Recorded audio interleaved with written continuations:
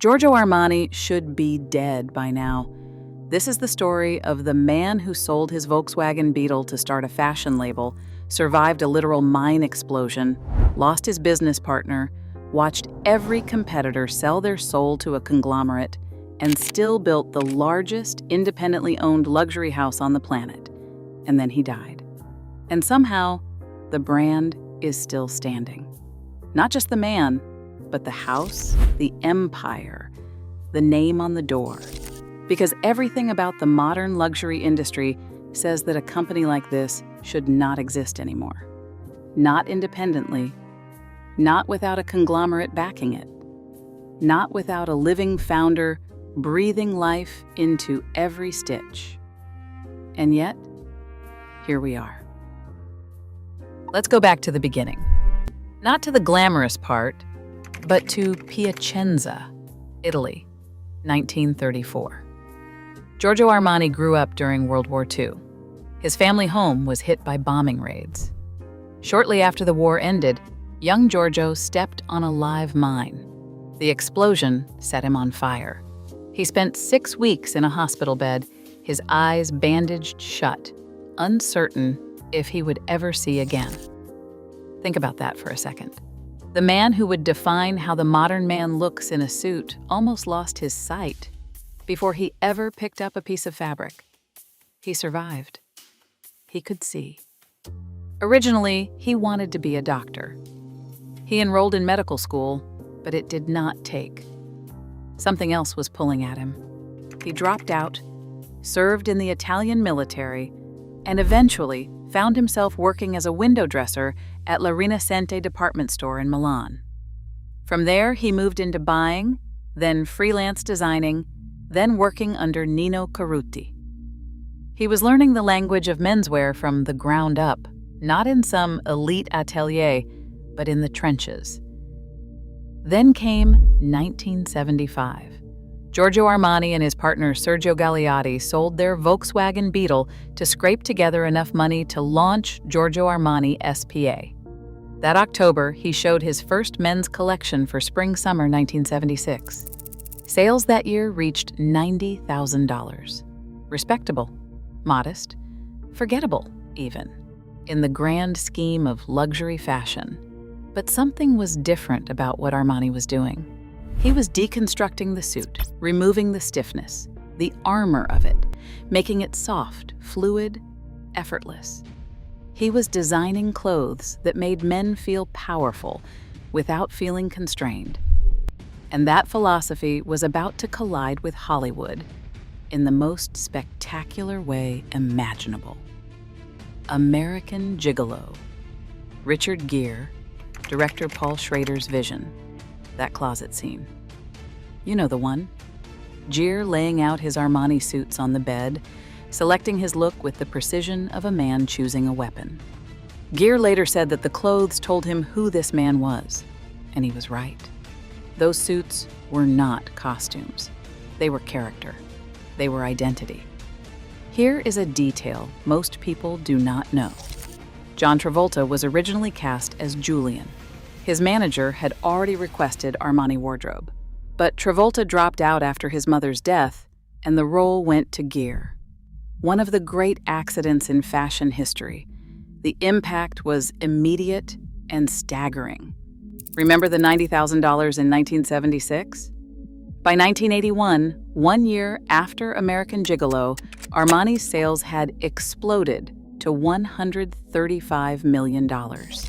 From a Volkswagen Beetle to a $135 million brand in 5 years. He did not just dress a movie star. He invented a template that luxury fashion would follow for the next 4 decades. Over 200 films would eventually feature Armani wardrobe, from The Untouchables with Kevin Costner to The Wolf of Wall Street with Leonardo DiCaprio. He codified the relationship between Hollywood and high fashion before anyone else even understood it was a strategy. Then came the first crisis that should have killed the brand.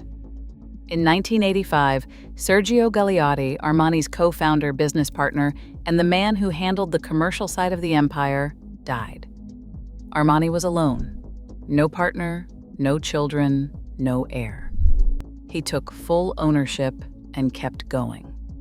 Where other designers might have panicked and sold, Armani doubled down on control. He once told the Financial Times, "My greatest weakness is that I am in control of everything." He said it like a confession, but it was also his superpower. Through the late 80s and 90s, Italian luxury houses started falling like dominoes. Versace, Gucci, Fendi, Bulgari, Valentino. One by one, they were absorbed into the mega conglomerates. Bernard Arnault's LVMH and Francois Pinault's Kering ate Italian fashion alive. The French consumed everything, but Armani never sold. The Agnelli family of Fiat came calling. Kering came calling. He turned them all away. He built Emporio Armani for a younger audience. He launched Armani Exchange for the malls. He opened hotels in Dubai and Milan. He created Armani Casa for interiors, Armani Privé for couture.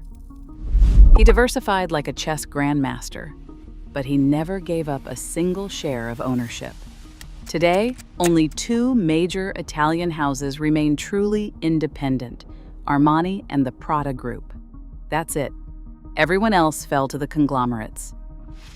His discipline was almost monastic. 20% of products generated 80% of profits, and he never over-licensed his name. Despite being worth over $12 billion at the time of his death, more than Elton John, Tim Cook, and every other LGBTQ+ billionaire combined, the man ate simple dinners at home in Milan, watching television with his cats, Angel and Mary. That's not a mogul's lifestyle, that's a craftsman's. But this story isn't all clean lines and perfect tailoring. In April 2024, investigations revealed that Armani had outsourced production of bags and leather goods to firms that subcontracted work to Chinese-operated factories on the outskirts of Milan. Workers were being paid 2 to 3 euros an hour, 7 days a week. Migrants with no legal papers were sleeping and eating inside the factories. Judges said these practices were so deeply rooted, they appeared to be part of a wider business strategy. Armani was fined 3.5 million euros and placed under special administration.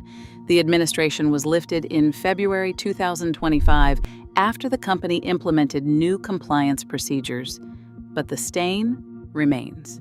You cannot talk about the legacy without talking about the cost. By 2024, the luxury industry was entering what McKinsey's State of Fashion report called one of its 6 worst years in 2 decades. Armani's revenues dropped 5% to 2.3 billion euros. Net profit cratered from 163 million euros to just 51.6 million euros. But here's what's fascinating. While profits fell, Armani nearly doubled its investment spending, rising to 332 million euros. Renovating flagships on Madison Avenue, opening a new Paris headquarters on Rue François Premier, pouring money into the future while everyone else was tightening their belts. That's not a dying brand. That's a brand betting on the next 50 years. Then came June 2025. For the first time in his 50-year career, Giorgio Armani was absent from Milan Fashion Week. The fashion world held its breath. On September 4th, 2025, Giorgio Armani died at the age of 91. But the man had been planning this moment for nearly a decade. Since 2016, the company bylaws included a succession protocol built around the Giorgio Armani Foundation. His will mandated that the foundation retain at least 30% of the company and choose the next CEO. His 6 heirs must sell a 15% stake within 18 months, with an additional 30 to 55% sold within 5 years. The will even named preferred buyers: LVMH, L'Oreal, EssilorLuxottica, or a group of equal standing. An initial public offering is prohibited for 5 years after his death. He choreographed his own exit the way he choreographed a runway show. Every detail considered, every transition deliberate. On September 28, 2025, at Milan's Brera Gallery, surrounded by Caravaggio and Raphael, the house unveiled Giorgio Armani's final collection. 50 years to the month since his first collection, his niece Silvana Armani stepped forward for women's wear. Leo Dell'Orco, who had been by his side for over 4 decades, stepped forward for menswear. Marco Bizzarri, former Gucci chief executive officer, joined the board to oversee the transition. The standing ovation lasted longer than anyone expected. Armani once said that what made him endure was independence of thought, consistency, the radical choice to work on a singular aesthetic, and the ability not to be swayed by fleeting trends. In a world that rewards noise, spectacle, and quarterly earnings calls, Armani built a $12 billion empire on the radical idea that simplicity is the ultimate sophistication, that a suit should feel like a second skin, that a brand should outlive its founder not because of hype, but because of clarity. Giorgio Armani should be dead by now, but the man designed his way out of oblivion, twice. First, when he survived that mine, and again, when he wrote the blueprint for what happens after he is gone.